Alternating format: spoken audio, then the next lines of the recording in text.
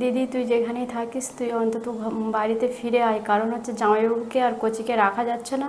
আমরা সব সব কুটুম বাড়িতে, আত্মীয় স্বজন বাড়িতে, সবার বাড়িতেই খোঁজ করেছি, কিন্তু তোর খোঁজ মিলেনি। অন্তত ফোন করে একবার একবার অন্তত ফোন করে আমাদেরকে জানা। মা বাবাকেও রাখা যাচ্ছে না, এমন কান্নাকাটি করছে, জামাইবাবুর দিকে তো তাকানোই যাচ্ছে না। অন্তত তুই বাড়ি ফিরে আয়।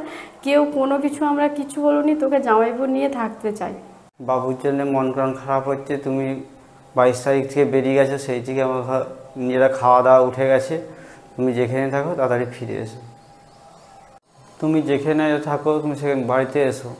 তোমার জন্যে আমি কুচুকেও থাকতে পারছি, নিজেও থাকতে পারছি না। এই জন্য বিশাল অশান্তি হচ্ছে, নিজে থাকতে পারবো না তুমি না এলে। এই জন্য যে কোনো না কেউ চলে যেতে পারে। তুমি যদি পারো তাড়াতাড়ি আসতে পারো, নাহলে তখন ফিরে এলে দেখবে কিছুই তুমি পাবে না, সব হারিয়ে যাবে। আমার নাম রবি মালিক, আমার বইয়ের নাম সান্ত্বনা মালিক। তুমি যেখানে থাকো সেখানে গিয়ে এসো। আমি রাজমিস্ত্রির কাজ করি, আর এবং ঝগড়াঝাটি তো সবাই তো লেগে থাকে। তা বলে তুমি এই বেরিয়ে চলে যাবে?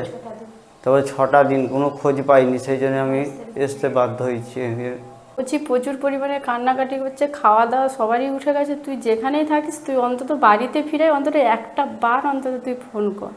আমরা যে একদম যে নাজেহাল হয়ে যাচ্ছি, এমন কোনো জায়গা নেই যে তোর খবর নিইনি আমরা। অন্তত তুই একবার হলেও তুই ফিরে অন্তত ফোনটা তুই অফ করা আছে, ফোনটা অন্তত তুই অন কর। অন্তত তুই একটু যোগাযোগ কর। তুই বিপদের মধ্যে আছো না কি আছো আমরা সেটা কিছুই জানিনি। অন্তত ফোনটা করে অন্তত একবার আমাদেরকে অন্তত খবরটা যে আমি এখানে আছি, আমরা যেয়ে তোকে ওখান থেকে নিয়ে আসবো। আমরা সবাই মিলে যেয়ে তোকে ওখান থেকে নিয়ে আসবো। অন্তত 6 দিন হলো তুই একটা কোনো ফোন নেই, একটা কোনো কিছু নেই। 6টা দিন হয়ে গেল।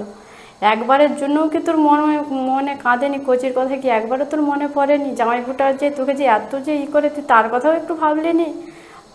মানছি যে তোর রাগ হয়েছে, তা বলে তুই এত দূরকে চলে যাবি? অন্তত একটা ফোন, একটা কোনো কিছু করবি নি? অন্তত ফোনটা তুই অফ থেকে অন কর।